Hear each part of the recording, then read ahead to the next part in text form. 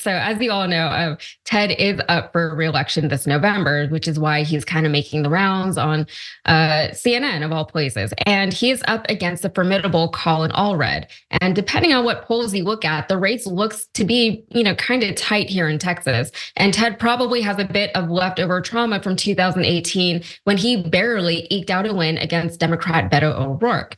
But we all know Ted. He is often regarded as one of the least likable members of Congress amongst both Democrats and Republicans, which is really saying something. And for as much as he likes to present himself as a worthy opponent against Trump, we all know that he's really just not.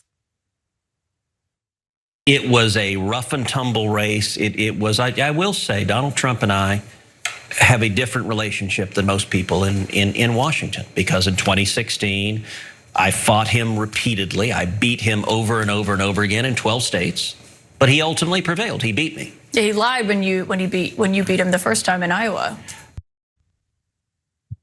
Yeah, what a fun, sexy, intriguing interplay the two guys have. So Collins is referring to the time back in 2016 when Trump accused Ted of fraud in Iowa and called for a redo. And then, as if things couldn't get any more embarrassing for Ted, Collins reminded him that Trump was behind the public attacks against Ted's wife. This moment, what you said there, you talked about your family. They targeted not just your dad, but also your wife. And I think a lot of people sitting at home would say, well, that's pretty cynical. I mean, this is someone who attacked your own members of your family. And what we learned from this testimony is that not only did Donald Trump know about it, he coordinated it. Look, I understand, but I knew then it was lies. It was lies then. But you didn't know Donald Trump himself was coordinating it. Of course I did. I said he did. It was obvious. Hey, I'm glad you're here. Listen, in order for the Damage Report to keep on going, we need viewers like you to become a member on YouTube. Can you click the join button on YouTube today? Thank you. So, John, something else that Ted brought up in the interview was the notion that this is all a game.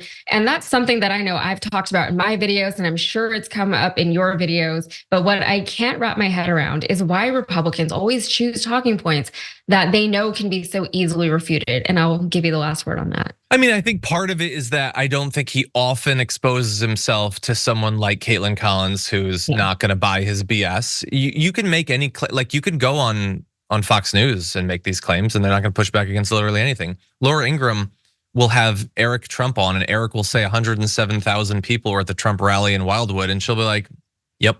Because if she questions him, she'll lose her job.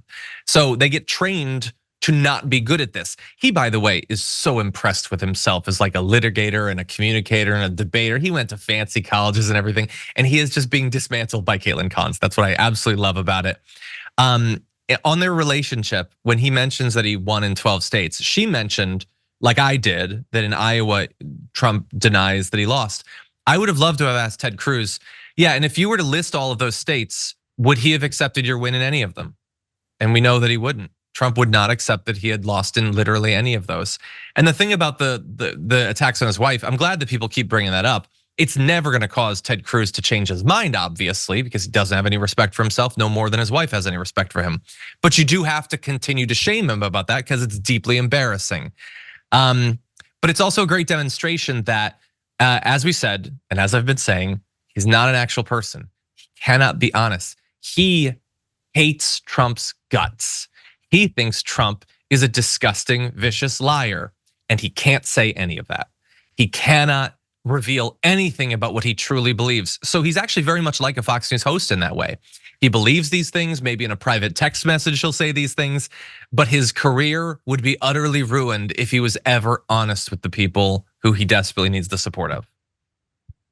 Yeah, and that's especially funny because his career is not really doing that well in the first place. He's very unlikable. He barely wins here in Texas, and most of the people who vote for him, I can say anecdotally at least, I've never met a Ted Cruz fan here in Texas. I've met Ted Cruz voters, people who vote for Ted Cruz, but only because he's the Republican on the ballot, not because they love Ted Cruz. Nobody loves Ted Cruz. So anecdotal evidence only, but as the resident Texan, as a Houstonian, I will say nobody likes Ted.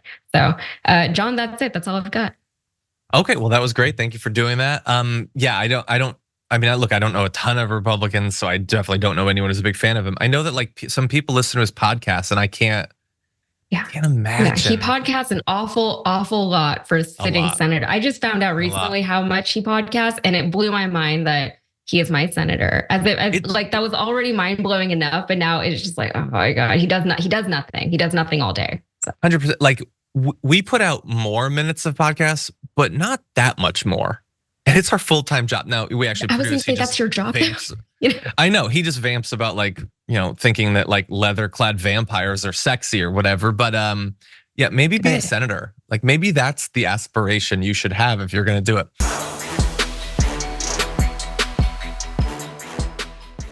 When you click the join button and become a tier 2 member, you get access to all of our weekly top 10 lists. What are you waiting for?